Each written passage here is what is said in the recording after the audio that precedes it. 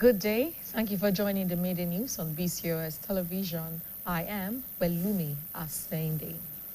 The federal government has directed ministries, departments, and agencies, MDAs, to immediately discontinue the practice of placing civil servants on what is commonly referred to as a mandatory 3-month pre-retirement leave, declaring that such a provision does not exist in the public service rules. The directive was contained in a circular issued by the head of the Civil Service of the Federation, D.D. Wilson Jack, and addressed to top government officials, including ministers, permanent secretaries, service chiefs, heads of agencies, and other senior public sector administrators. In the circular titled Correct Interpretation of Public Service Rule 120243 on pre-retirement activities, which was obtained by newsmen in Abuja. The head of service said several MDAs had wrongly interpreted the retirement notice period as an automatic leave period, leading to the premature withdrawal of officers from active service. According to her, the public service rule only requires officers due for retirement to give 3-month notice before their exit date, attend a 1-month pre-retirement workshop or seminar, and use the remaining period to regularize service records and pension documentation.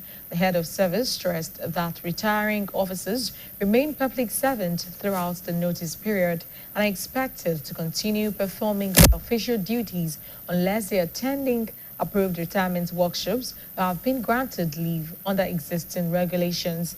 The circular further instructed permanent secretaries, directors general, executive secretaries, chairpersons of statutory agencies, and chief executives of government organizations to bring the directive to the attention of all staff and ensure strict compliance.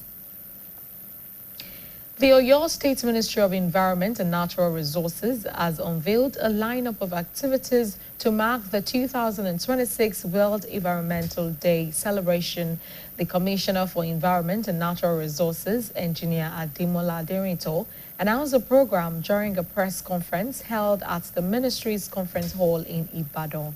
Details are presented by the Governor's Office correspondent, Olalekan Sulaiman. Briefing journalists on activities marking the 2026 World Environment Day celebration, themed Inspired by Nature for Climate and Our Future. The Oyo State Commissioner for Environment and Natural Resources, Engineer Ademola Aderito, said the program are designed to raise environmental awareness, promote sustainable practices, and encourage greater public participation in environmental protection across the state. According to him, the week-long activities commenced on Saturday, May 30, with community engagement program featuring interactive session with residents. The program will also feature environmental awareness campaigns, practical demonstration on plastic waste segregation and recycling, tree planting exercise, stakeholders engagement meeting with religious groups, and an awards program for outstanding environmental partners. This press briefing actually should be seen as the official flag of the World Environment Week 2026. Even though we don't have any United Nations designation of World Environment Week, but for World Environment Day, we can call it World Environment. It's our own World Environment Week, or its own Environment Week. But the global day will be on Friday. Engineer Aderito also disclosed plans by the ministry to engage secondary school students through sensitization programs aimed at educating them on environmental protection and sustainability. He added that the state government will also commission public toilet facilities as part of efforts to eliminate open defecation across the Oyo state. We hope that this will be a wake-up call for us to restore sanity into our forest. But we'll do more as a ministry within what is within our own powers. And the states, I know, under His Excellency Governor Shemakinde, is doing a lot to ensure that we restore sanity to our forest. And with the hope, by God's backing, after this episode is over, I want to believe our forest will remain very safe. The Commissioner further revealed that the ministry will reintroduce awards for the cleanest markets in the state, with the winners to be selected based on established environmental sanitation standards. Earlier in his opening remarks, the Permanent Secretary, Ministry of Environment and Natural Resources, Dr. Sunday Ojelabi, called on residents and other stakeholders to embrace sustainable environmental practices to ensure the protection of natural resources for future generations. Olalekan Sulaiman, BCOS News. The rising cost of cooking gas is becoming a major concern for households across Nigeria, as many families struggle to cope with increasing living expenses. What was once considered a relatively affordable and cooking fuel for everyone is gradually becoming out of reach for many consumers, forcing some households to reconsider their cooking choices and spending priorities. Our reporter, Oyeshili Oloyede, examines the impact of the price hike on consumers and the concerns of stakeholders in the sector. In recent months, the price of liquefied petroleum gas, popularly known as cooking gas, has continued to rise in many parts of the country. Industry operators attribute the increase to a combination of supply challenge, high transportation costs, and fluctuations in foreign exchange rates, all of which have affected the cost of distribution. The development has placed additional financial pressure on households, with many consumers reducing their usage of cooking gas or seeking alternative source of fuel for domestic cooking. Speaking on the situation, a liquefied petroleum gas retailer, Mr. Olaitan Oyetoro, said the recent increase in cooking gas price was largely caused by unstable supply and shortage at the source. According to him, disruptions in the supply chain have made it difficult for retailers to maintain a steady stock of the product, hereby contributing to the persistent rise in price. Mr. Oyetoro noted that cooking gas prices are largely determined by market force, explaining that increased demand coupled with limited supply often lead to high cost for consumers. That is, let's say, since the beginning of this year. Although there was a time the price is coming down, later we just noticed that the price goes up again. So the price is not stable. So, and I think it's due to supply trends. That is where the product is coming. That is where we have problem. The people that are selling from, that have big tank, those are the marketers. Then we are the retailers. So we are the very closer to the public. We notice that the thing just get off the market, even to get it, even for the fact that the price increase, to get it is still a problem. Some retailers who also spoke on the issue described the frequent increase in cooking gas price as a recurring challenge affecting both sellers and consumers. They explained that the cost of the product has risen significantly in recent times, with price moving from about 1,200 naira per kilogram to between 1,900 and 2,000 naira, depending on location and availability. The retailers called on the government and relevant stakeholders to implement measures that will stabilize the market and improve product availability. Nobody can actually tell what cost it. So these have been yearly challenges that everybody is facing. In this year, we have sold 1.2, we sold 1.3. What we used to sell 250, 300, 400, 500 before. Those that have big plants. But from a skid like this and the retailer, those that sell with bottle.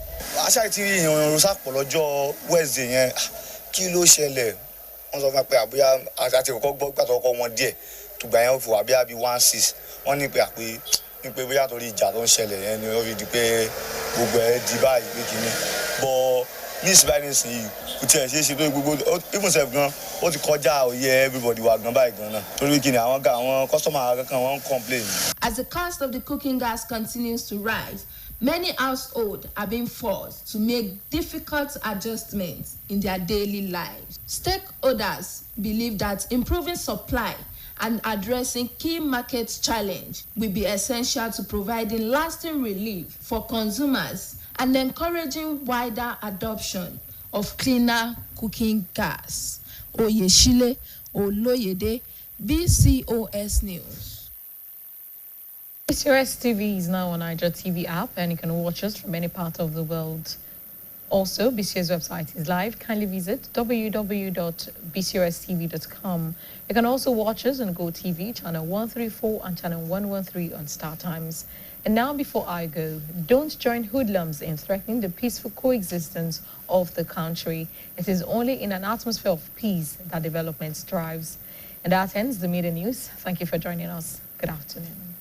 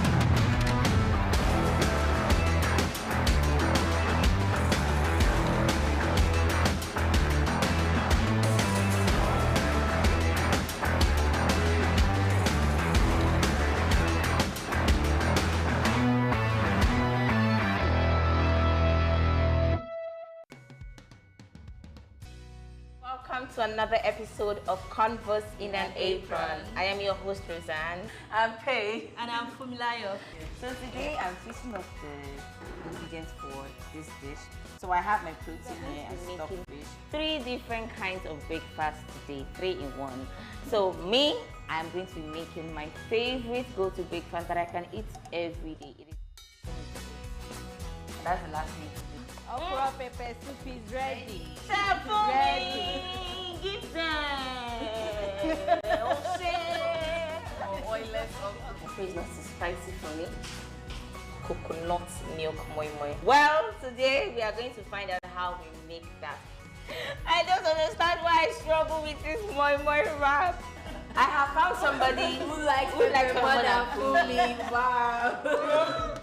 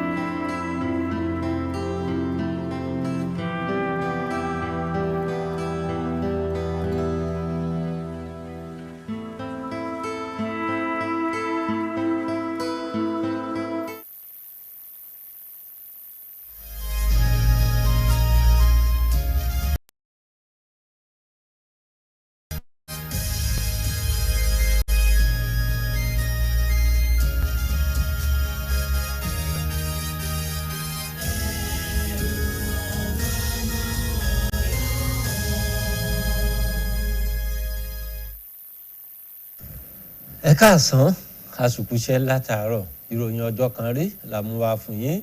Adémọ́lá Balógun lórúkọ tèmi. Ìjọba àpapọ̀ ilẹ̀ ti pàṣẹ fún gbogbo àwọn iléeṣẹ́ ìjọba àtàwọn ẹ̀ka iléeṣẹ́ ti ìjọba tó fi mọ́ iléeṣẹ́ lájọ-lájọ láti fi òfin sí ìsinmi lẹ́nu iṣẹ́ olóṣù 6 fún àwọn òṣìṣẹ́.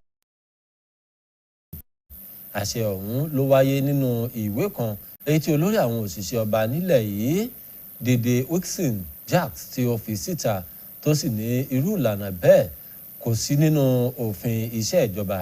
Gẹ́gẹ́ bí ó ṣe wí, ó ní ohun tó wà nínú ìlànà iṣẹ́ ọba ni kí òṣìṣẹ́ tó bá fẹ́ fẹ̀yìntì tó ti kọ̀wé ní oṣù 6 ṣáájú ọjọ́ ìfẹ̀yìntì rẹ̀ kí ó lọ fún ètò ìdánilẹ́kọ̀ọ́ olóṣù kan kí ó sì fi àsìkò tó bá kù yanjú gbogbo àwọn ìwé rẹ̀ tí ó fi mọ́ àkọsílẹ̀ nípa owó ìfẹ̀yìntì rẹ̀. Olórí àwọn òṣìṣẹ́ tún jẹ́ kí ó dìímọ̀ pé àwọn òṣìṣẹ́ tó bá ń fẹ̀yìntì tí wọ́n ti ń ṣiṣẹ́ wọn ní òṣìṣẹ́ kankan àmọ́ àyàfi tí wọ́n bá yàn wọ́n láti kópa nínú ètò ìkọ́ṣẹ́ tàbí ìdánilẹ́kọ̀ọ́. Ìwé tuntun ọ̀hún ló fòpin sí àwọn àìṣedéédé èyí tó máa ń wáyé pẹ̀lú ìsinmi lẹ́nu iṣẹ́, ìyẹn ní ìsinmi olóṣù 6 ṣáájú ìfẹ̀yìntì lẹ́nu iṣẹ́ ọba. Iléeṣẹ́ tó ń rí sí ọ̀rọ̀ àyíká àti nǹkan àlùmọ́ọ́nì inú ilẹ̀ nípínlẹ̀ Ọ̀yọ́ ló ti sọ̀rọ̀ lórí ọ̀kan òjọ̀kan ètò èyí tí wọ́n là kalẹ̀ láti fi sàmì ayẹyẹ àyájọ́ ọjọ́ àyíká lágbàáyé fún tọdún yìí. Kọmíṣánná tó wà fọ́rọ̀ àyíká àti àwọn nǹkan àlùmọ́ọ́nì inú ilẹ̀ nípínlẹ̀ Ọ̀yọ́ onímọ̀ ẹ̀rọ Adémọ́lá Adérìntọ́ ló kéde àwọn ètò náà níbi ìpàdé oníròyìn èyí tó wáyé ní gbọ̀ngàn iléeṣẹ́ náà nílùú Ìbàdàn. Akọ̀yìn wa lọ́fíìsì gómìnà Ọlálékan Sulaimon ó bá wọn péjú síbẹ̀. Àlàyé tó kù rèé lẹ́nu Gbénga Olókèdè. Nígbà tó ń bá àwọn akọ̀ròyìn sọ̀rọ̀ lórí ọ̀kan òjọ̀kan ètò tó ń sàmì ẹ̀yẹ àyájọ́ ọjọ́ àyíká lágbàláyé fún tọdún yìí, kọmíṣánná fọ́rọ̀ àyíká àti ohun àlùmọ́ọ́nì ní ìpínlẹ̀ yìí ẹnjìnìà Adémọ́lá Adérìntọ́ sọ pé àwọn ètò náà ló wà láti ta àwọn aráàlú jí sọ́rọ̀ àyíká àti láti ṣe kóríyá fún àwọn aráàlú láti kópa nínú ayan àti dáàbòbò àyíká wa yíká ìpínlẹ̀ Ọ̀yọ́.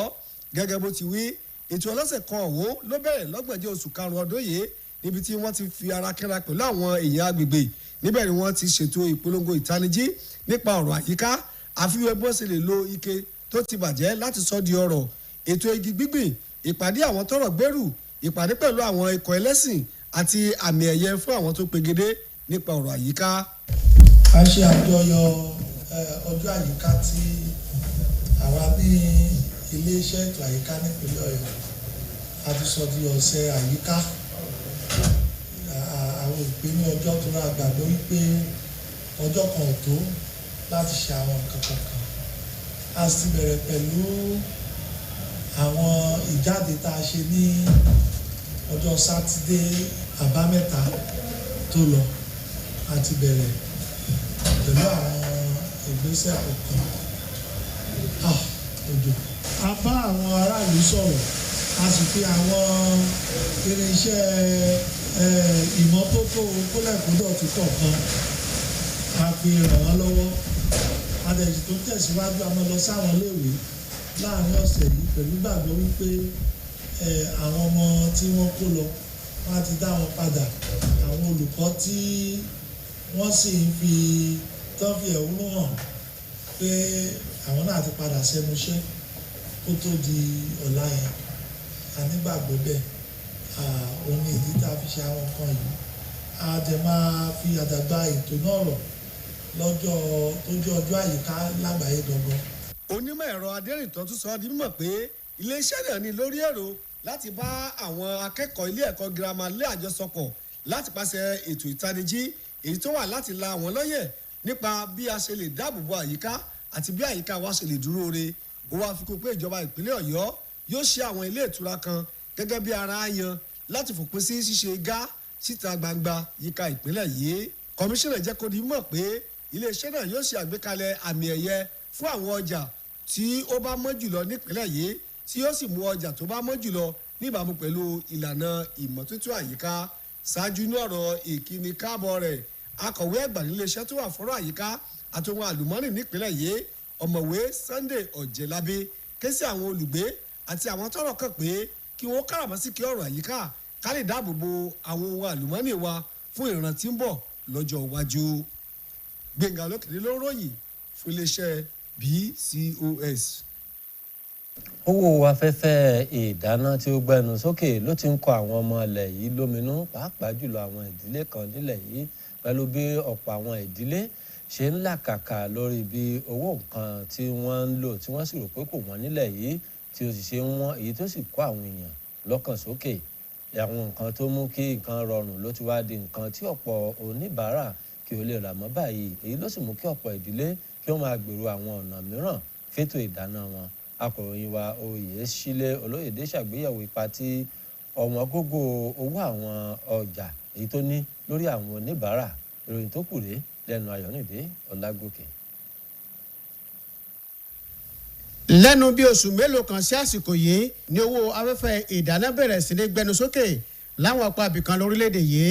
àwọn tó ń ṣiṣẹ́ lẹ́ka náà ṣàlàyé pé àpapọ̀ ìpèníjà tí ó rọ̀ mọ́ pínpín àti owó ọkọ̀ tí wọ́n fi ń gbé pẹ̀lú bí pàṣípàrọ̀ owó ilẹ̀ òkèrè òṣèdúró sójú kan ló ṣàkóbá fún ọ̀wọ́n gógó owó afẹ́fẹ́ ìdáná náà tí ọ̀pọ̀ àwọn oníbàárà sì mú àdínkù bá bí wọ́n ṣe lo afẹ́fẹ́ ìdáná tàbí wá ọ̀nà ẹ̀bùrú fún dídá iná nínú ilé wọn. nígbà tó ń sọ̀rọ̀ rírí ìṣẹ̀lẹ̀ náà olókoòwò afẹ́fẹ́ ìdáná ọ̀gbẹ́ni Ọláìtàn Oyètòrò sọ pé ìṣẹ̀lẹ̀ bí owó afẹ́fẹ́ ìdáná ṣe wọ́n lẹ́nu ọjọ́ mẹ́ta yìí ló jẹ́ nítorí ségesège tí ìpèsè rẹ̀ ń ṣe àti àìnító rẹ̀ èyí tó dá sílẹ̀ láwùjọ. gẹ́gẹ́ bí ó ṣe wí àìlọ́gẹ̀rẹ̀ lẹ́ka pínpín afẹ́fẹ́ ìdáná ló jẹ́ nǹkan tí ó nira fún àwọn aláràtúntà. wíwo wọ́n mọ èyí tó wà lọ́wọ́ wọn tí ó sì mú kí owó rẹ̀ tún máa gbẹnu sókè sí i. ọ̀gbẹ́ni Oyètòrò jẹ́ kí ó di mímọ̀ pé owó afẹ́fẹ́ ìdáná ní ọjà máa ń ṣokùnfà rẹ̀. wọ́n tún ṣàlàyé pé bí àwọn èèyàn bá ti ń béèrè fún lọ́pọ̀ yóò jẹ́ kí àlékún bá owó rẹ̀. wọ́n tún ṣàlàyé pé bí èròjà náà bá ti ń wà ní àrọ́wọ́tó yóò jẹ́ kí owó rẹ̀ tún dúró sójú kan. àwọn aláràtúntà kan tí wọ́n sọ̀rọ̀ lórí ọ̀rọ̀ náà ṣàlàyé pé bí owó afẹ́fẹ́ ìdáná ṣe máa ń lọ sókè sílẹ̀ ló jẹ́ ìṣòro tó ń kojú àwọn tó ń tà á àti àwọn tó ń lò ó lórílẹ̀‐èdè yìí. wọ́n ṣàlàyé pé owó èròjà náà ló ti gbéra sókè jọjọ lẹ́nu ọjọ́ mẹ́ta yìí tí owó rẹ̀ sì ń pọ̀ sí i látòrí ẹgbẹ̀rún kan náírà àti ọgọ́rùn-ún méjì fún ìwọ̀n kílò kan síbi ẹgbẹ̀rún méjì náírà ṣùgbọ́n tí ó máa ń ní ṣe pẹ̀lú ààyè àti bí àwọn èèyàn bá ṣe ń rà á sí. àwọn aláràtúntà náà ké sí ìjọba àti ọ̀rọ̀ tọ́rọ̀ kàn lórí ọ̀rọ̀ afẹ́fẹ́ gáàsì láti ṣàmúlò ìgbésẹ̀ kan èyí tí ó mú kí owó afẹ́fẹ́ ìdáná kó lè dúró sójú kan kí ìdàgbàsókè sì tún bá bí ó ṣe máa wà lọ́jà ní gbogbo ìgbà pẹ̀lú bí owó afẹ́fẹ́ ìdáná ṣe ń fi gbogbo ìgbà gbẹnu sókè sí. láì tí ìrìn sápò lọ́jọ́ Wednesday yẹn kí ló ṣẹlẹ̀ wọ́n sọ fún mi pé àbúyá àti kọ́kọ́ gbọ́ gbàtọ́ ọkọ̀ wọn díẹ̀ tùgbà yẹn ó fi wà bí i 1.6 wọ́n ní pé bóyá torí ìjà tó ń ṣẹlẹ̀ yẹn ni ó fi di pé gbogbo ẹ̀ di báyìí pé kìíní bọ́ ní ìsìnbáyìí nísìnyí kò tiẹ̀ ṣe é ṣe tó gbogbo even sef gan ó ti kọjá òye everybody wa gan báyìí gan náà torí kìíní àwọn kọ́sọ́mà kankan wọ́n ń complain. ọ̀pọ̀lọpọ̀ ìdílé ló ń kojú àwọn ìṣòro kan tí ó sì mú wọn máa wọ́nà àbáyọ mìíràn lórí ìgbé ayé wọn lójoojúmọ́. àwọn tọ́rọ̀ kàn nígbàgbọ́ pé bí ìgbélárugẹ bá fi lè bá ìpèsè rẹ̀ tí wọ́n sì ṣe àmójútó àwọn kókó kan tí ó ṣe pàtàkì lórí rẹ̀ kò ní pẹ́ mọ́ tí ìdẹ̀rùn fi bá ọmọ orílẹ̀-èdè Nàìjíríà lórí ọ̀rọ̀ afẹ́fẹ́ ìdáná. Ayọ̀rìndé Ọlágòkè ló ń ròyìn fún iléeṣẹ́ BCOS. ẹ̀yin èèyàn wa ẹ lè rí mọ̀báwòrán iléeṣẹ́ wa BCOS wò lójú òpó ayélujára Naija TV app. bákan náà ni ẹ̀sùn lè darapọ̀ mọ́ wa lórí ẹ̀rọ GoTV ìkànnì 4 channel 134 àti ní ọ̀rọ̀ StarTime ìkànnì 4 channel 113. kí n tó máa lọ ojúṣe gbogbo apáta ni ìdàgbàsókè orílẹ̀-èdè jẹ́ nítorí náà ẹja kan kó ipa tiwa tó jọjú kí orílẹ̀-èdè lè tẹ̀síwájú yóò ju wa ṣe láṣẹ Èdùmàrè. ìròyìn lọ́jọ́ kan rí fún ti àkókò yìí kò ní jù báyìí lọ yóò kù tún di ní aago 3 nígbà táwọn mú ìròyìn ìpínlẹ̀ wá fún títí ìgbà náà ẹ máa yá ṣe.